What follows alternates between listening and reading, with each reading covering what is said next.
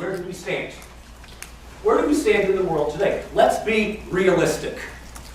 Let's be, no pun intended.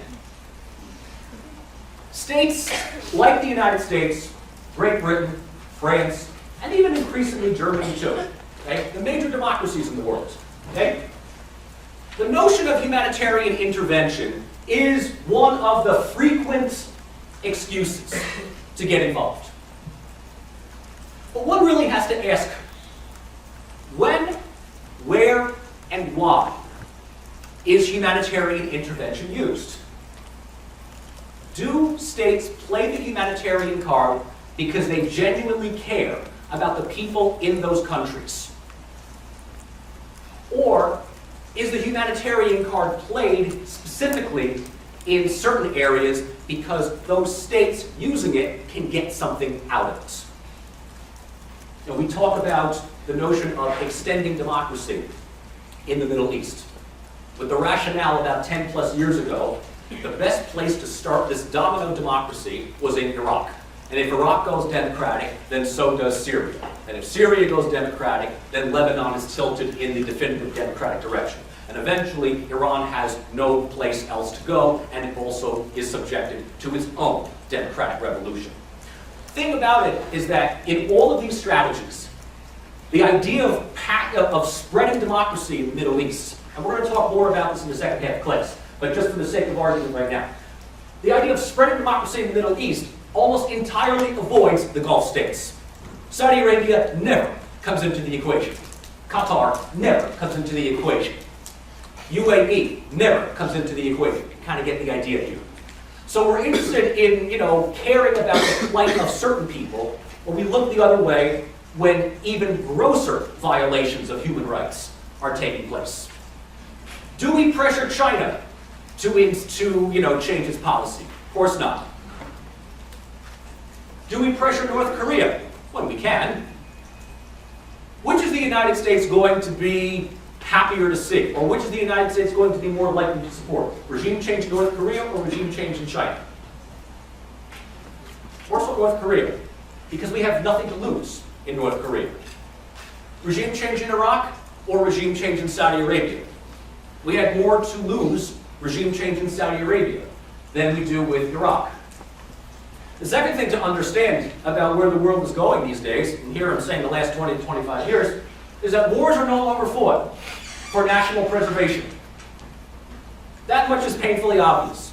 It is very difficult to justify American intervention in large parts of the world because it shores up American security. Okay? The old traditional argument about mobilizing for defending one's borders is gone.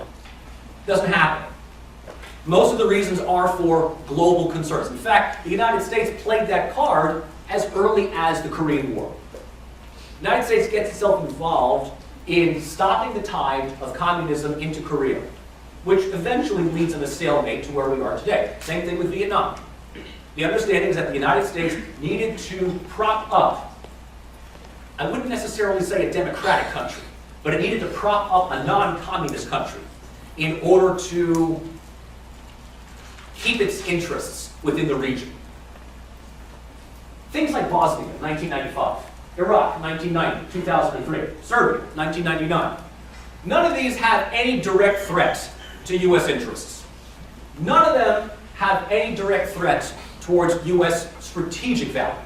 But the idea that we mobilized in Bosnia in 95 against alleged genocide, we mobilized in Iraq 1990 because another state's sovereignty has been violated.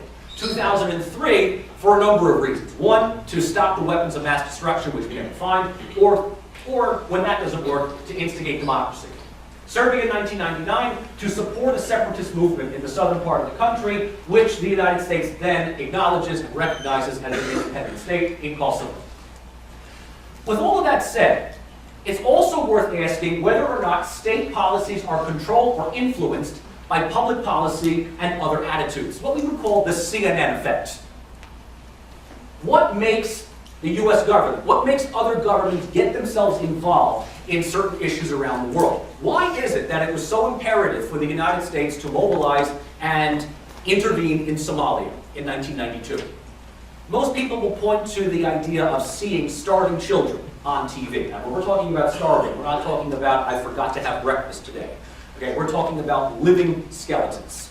The idea that we just could not sit by and allow this type of injustice to happen. But yet, is it only in Somalia that this takes place? No.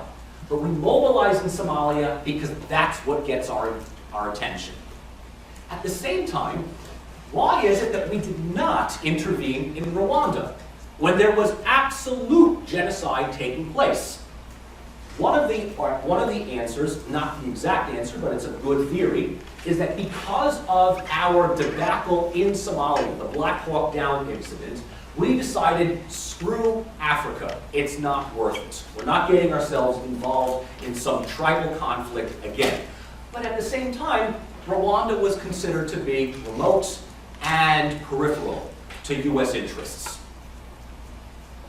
So, if what's on TV, if what is promoted in the news, in the media, gets people's attention, does that not also point to a more emotional context of IR?